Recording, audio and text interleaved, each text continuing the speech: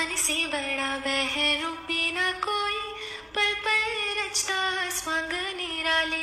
बहकावे मीना मन राह भुलाए ब्रह्मे डाले। तू इस मन का दास ना बन, इस मन को अपना दास बना ले। ऐकूनच एकदम फ्रेश वाटलं ना मैत्रिणींनो. तर मी घरी काही काम करत असताना अशी बाजूला गाणी लावून ठेवते की ज्यामुळे मला स्वतःला खूप फ्रेश आनंदी फील होतं आणि शिवाय आपल्या घरातलं वातावरण सुद्धा आपोआपच पॉझिटिव्ह आनंदी राहतं. आणि हे ऐकताना आपल्या मनातील निगेटिव्ह विचार आपोआपच निघून जातात. म्हणजे ना आपण सतत काहीतरी विचार करत असतो. कुठलंही काम करताना, स्वयंपाक करताना, घर साफ करताना, कुठलंही काम करताना सतत आपल्या मनामध्ये विचार येत असतात. आता जर ते चांगले विचार असतील तर ठीक आहे, पण खूप वेळा तरी आपण नको त्या गोष्टींचा विचार करत असतो, ओव्हर थिंकिंग करत असतो. कितीतरी वर्षापूर्वीच्या गोष्टी आठवून आठवून त्या गोष्टीबद्दल विचार करत राहतो.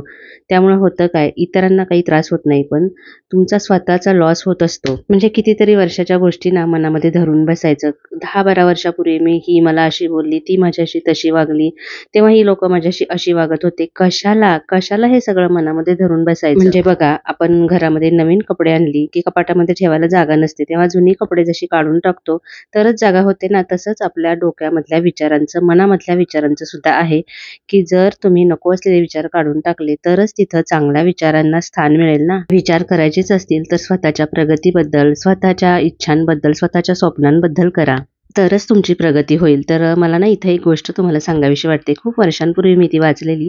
तर एक माणूस साधू महाराजांच्याकडे जातो आणि त्यांना सांगतो की मला सुखी व्हायचं आहे, तर मला एक मंत्र असा द्या की ज्यामुळे मी सुखी होईन. मग साधू म्हणतात की ठीक आहे, मी तुला एक मंत्र देतो सुखी होण्याचा, पण त्याआधी मी तुला एक गोष्ट सांगेन, ती तुला करावीच लागेल. मग तो माणूस खुश होतो आणि म्हणतो ठीक आहे, सांगा मला काय करावं लागेल. तर साधू म्हणतात की ते तुला लांबवर एक झाड दिसतंय का? तर तो म्हणतो हो. त्याच्यावरती काय दिसतंय तुला? तर तो म्हणला एक माकड दिसतंय. तर तू आता घरी गेल्यानंतर काय करायचं की फक्त त्या माकडाचा विचार करायचा नाही, बाकी सगळे विचार करायचे, फक्त त्या माकडाचा विचार करायचा नाही, तर तू आनंदी होशील. आणि मग 8 दिवसानंतर येऊन मला सांग की तुला कसं वाटतंय ते. तर तो माणूस आनंदी होतो, म्हणतो ठीक आहे, एवढंच ना. आणि मग तो जातो, घरी जातो आणि 8 दिवसानंतर परत येतो. तर साधू म्हणतात काय झालं रे? तर तो सांगतो की तुम्ही तर मला सांगितलं त्या माकडाचा विचार करू नको, पण मला त्या माकडाशिवाय दुसऱ्या कुठल्याच गोष्टीचा विचार मनात येत नव्हता, सतत त्या माकडाचाच विचार येत होता. तर साधू महाराज हसले आणि म्हणाले की हेच तर आनंदी सुखी होण्याचं रहस्य आहे. कोणत्या गोष्टीकडे जास्त लक्ष द्यायचं हे आपलं आपण ठरवायचं असतं. आठवड्याभरात तू कितीतरी गोष्टी बघितल्या असतील किंवा अनुभवल्या असतील, पण त्याकडे दुर्लक्ष करून तू फक्त त्या माकडाचा विचार करत राहिलास आणि म्हणूनच दुःखी झालास. मॉरल ऑफ द स्टोरी अशी आहे की आपण ना नेहमी सतत चांगले विचार, स्वतःच्या प्रगतीबद्दल, इतरांबद्दल सुद्धा नेहमी चांगलेच विचार करत राहायला हवे. आणि तुम्ही जो काही विचार करत असाल तर ती पॉझिटिव्ह किंवा निगेटिव्ह एनर्जी तुमच्या घरामध्ये भरून राहत असते. ती इतरत्र कुठेही जात नाही, तर तिथेच राहते. म्हणून तर बघा, एखाद्याच्या घरी गेल्यानंतर आपल्याला एकदम पॉझिटिव्ह असं फील होतं, पॉझिटिव्ह व्हाइब्स मिळतात. ते त्या घरात राहणाऱ्या व्यक्तींच्या आचारा विचारांमुळे असतं. आणि ओव्हर थिंकिंगची ही जास्त सवय आहे ना, ती गृहिणींमध्ये जास्त बघायला मिळते. कारण की आपण कुठल्याही गोष्टीचा खूप जास्तीचा विचार करतो. म्हणजे ना आपली छोटी छोटी स्वप्न असतात आणि आपल्याला असं वाटतं की आपण काही गोष्टी डिझर्व करतो आणि आपल्याला त्या मिळाल्या नाहीयेत आणि म्हणून आपण स्वतःला त्रास करून घेतो. किंवा एखादी गोष्ट असते की जी आपण कधीही बदलू शकत नाही, म्हणजे एखाद्या व्यक्तीचा स्वभाव, आणि त्याचा आपल्याला त्रास होत असतो.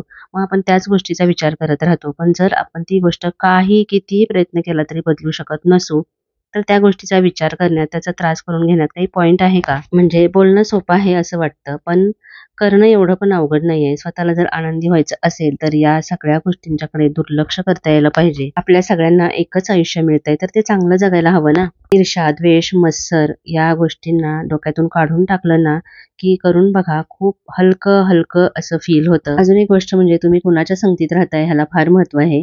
जर तुम्ही सतत, म्हणजे काही लोकांना सवय असते बघा, आपल्या नातेवाईकांबद्दल सतत गॉसिपिंग करायचं किंवा आपल्या सासूबद्दल, आपल्याच घरातल्या लोकांच्याबद्दल गॉसिपिंग करायचं किंवा अगदी स्वतःबद्दल सुद्धा सतत निगेटिव्ह विचार करणारे लोक असतात ना, माझ्याकडे हेच नाही, माझ्याकडे तेच नाही, माझं असंच आहे, असे निगेटिव्ह विचार करणाऱ्यांच्या संगतीत जर तुम्ही राहत असाल तर तीच एनर्जी तुम्हाला सुद्धा मिळते. त्याच्या तुम्ही सुद्धा स्वतः तसाच विचार करायला सुरुवात करता. त्यामुळे स्वतःसाठी काय करायला पाहिजे याकडे लक्ष जात नाही आणि खूप जास्तीचा वेळ आहे तो वाया जातो. तर वेळ हा पैशाप्रमाणेच आहे. Don't waste your time. तुम्ही जसा विचार करत असता तसं तुमचं आयुष्य घडत असतं. कधी कधी ना खूप सगळ्या गोष्टी मेसअप होतात की काय चाललंय आयुष्यामध्ये, कुठल्याच गोष्टीवरती आपला कंट्रोल नाहीये असं वाटायला लागतं. अशा वेळेला ना शांतपणे बसून स्वतःविषयी विचार करा. जो काही तुम्हाला मी टाइम मिळत असेल घरातली सगळी कामं आवरल्यानंतर, तर त्यामध्ये काहीतरी चांगलं बघा, की ज्याने तुम्हाला पॉझिटिव्ह फील होईल. काहीतरी गोष्टी अशा शिकण्याचा प्रयत्न करा की ज्यामुळे तुम्हाला आर्थिक सुद्धा फायदा होईल. म्हणजे स्वतःला काहीतरी करण्यामध्ये, चांगलं करण्यामध्ये बिझी ठेवा. तुम्ही युट्यूबवरती जाऊन खूप काही गोष्टी शिकू शकता. आता काय फक्त शिकण्यासाठी जायचं का युट्यूबवरती? तर नाही. तुम्ही तुमचा स्ट्रेस हलका करायचा असेल तर काही हलक्या-फुलक्या गोष्टी सुद्धा असतात चांगल्या, ज्याने आपला मन आहे ते एकदम फ्रेश होऊन जातं. अशा सुद्धा काही गोष्टी असतात YouTubeवरती, तर त्या बघा. कॉमेडी वगैरे असते तर ती सुद्धा बघू शकता. मला स्वतःला सुद्धा कॉमेडी बघायला खूप आवडतं. खूप छान-छान मुलाखती बघायला आवडतात. आता मी हे तुम्हाला सांगते आहे कारण की मी सुद्धा जाणीवपूर्वक काही बदल स्वतःमध्ये केले आणि त्याचा मला फायदा झाला. म्हणून मला असं वाटतं की इतरांना सुद्धा त्याचा फायदा व्हावा, म्हणून मी तुमच्याशी हे सगळं शेअर करत असते. अजून एक गोष्ट म्हणजे कॉन्फिडन्स. तर मला कितीतरी असे कमेंट असतात की तुम्ही खूप कॉन्फिडंट वाटता. तर कॉन्फिडंट असणं ही एक म्हणजे स्वभाव सुद्धा असू शकतो, पण आपण ते डेव्हलप सुद्धा करू शकतो. आता आपण कॉन्फिडंट कधी असतो सांगा? जेव्हा आपला स्वतःवरती विश्वास असतो तेव्हा. त्यामुळे स्वतःला कमी लेखणं बंद करा आणि स्वतःवरती विश्वास ठेवा. तुम्हाला तो जुना मराठी पिक्चर आठवतोय का? आत्मविश्वास म्हणून. खूप जुना आहे. कधी बघितला नसेल तर YouTubeवरती सुद्धा सर्च करून तुम्ही बघू शकता की म्हणजे ॲक्च्युअली तो पिक्चर आहे, पण त्याच्यातून आपण चांगलं एवढंच घ्यायचं की ती अगदी लाजरी-बुजरी असते, तिच्याकडे आत्मविश्वास नसतो, पण तिची मैत्रीण कशाप्रकारे तिचा आत्मविश्वास बिल्ड करते. तर आता तुम्ही बघताय की मी इथं क्लिनिंग करत आहे. तर जेवढं आपलं घर जास्त असं स्वच्छ, साफसुथरं असेल ना, तेवढंच आपल्या मनातील विचार सुद्धा असतात ना, तर ते खूप छान असे राहतात. तर बघा, जेव्हा घरामध्ये खूप पसारा असतो ना, तर तेव्हा तेच आपलं घर असं स्वच्छ, सुंदर असेल, तर आपल्याला किती मोकळं, ढाकळं, छान असं फील होतं. आणि तुम्ही हे कधी अनुभवलंय का? दिवाळीच्या वेळेला जेव्हा आपण घर आहे ना, ते एकदम डीप क्लीन करतो ना, तेव्हा आपल्याला स्वतःलाच किती हलकं-हलकं असं वाटतं ना. तर अजून एका गोष्टीबद्दल आपण बोलूयात, की जी खूप महत्त्वाची आहे. तर ही भाजी तुम्हाला दिसत असेल, तुमच्या इथे मिळते की नाही मला माहिती नाही, पण इथं कोकणामध्ये ही मेथीची छोटी भाजी मिळते आणि ही आता हिवाळ्यामध्येच मिळते. तर ही भाजी घेऊन ना दारावरती सुद्धा विकायला येतात. तर बघा इथं मी घेतलेली आहे ₹20 8 पेंड्या तिनं मला दिल्या. तर थोडीशीच होते भाजी ॲक्च्युअली ह्याची, पण ती व्यवस्थित साफ करायची असते आणि ही खूप पौष्टिक भाजी असते. आणि घाटावरती तर ही भाजी मी कधी बघितली नाही. इकडं कोकणात आल्यानंतरच ही भाजी बघितली, तर तिला व्यवस्थित साफ करावी लागते. तर ही मेथीच असते, थोडीशी कडवट असते. तर ही मागचे जे शेंड्या वगैरे असतात ना, तर त्या कापून टाकायच्या आणि व्यवस्थित स्वच्छ धुवून घ्यायची. तर ही भाजी करता मला काय सांगायचंय ते आपण बघूयात, की आपण काय करतो म्हणजे इन्क्लुडिंग मी सुद्धा, मला सुद्धा ही सवय होती आधी, की आपण काय करतो, कधी एक्स्ट्राचं जेवण वगैरे राहिलेलं असलं ना, थोडासा काहीतरी भात वगैरे राहिलेला असतो किंवा एखादा गोड पदार्थ असतो, तर तो वाया जाईल, टाकून द्यायला नको म्हणून आपलं पोट भरलेलं असताना सुद्धा आपण ते खातो. आता अन्न वाया घालवू नये हे योग्यच आहे, पण आपल्या शरीराचा सुद्धा आपण विचार करायला पाहिजे, की पोट आहे ना ते नेहमी थोडंसं रिकामं असावं, म्हणजे अगदी भरगच्च असं भरून जेवू नये. त्यामुळे थोडंसं हलकं-हलकं आपल्याला वाटतं.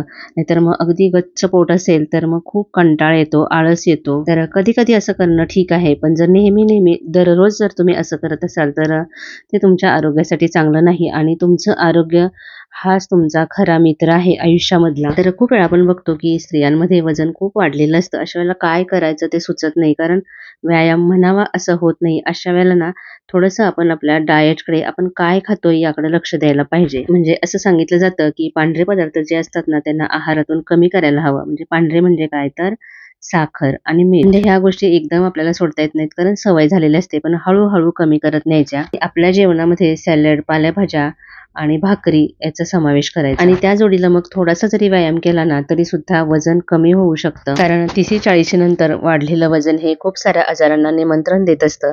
त्यामुळे थोडंसं आपल्या खाण्यापिण्यावर आपला कंट्रोल हवाय. तर या काही बॅड हॅबिट्स सोडल्यामुळे आपल्याला त्याचा फायदाच होतो. तर मला असं वाटलं की ह्या तुमच्याशी शेअर कराव्यात म्हणून हे केलेलं आहे. तर आजचा व्हिडिओ कसा वाटला हे मला नक्की कमेंट करून सांगा आणि तर जाता व्हिडिओला लाईक करायला अजिबात विसरू नका.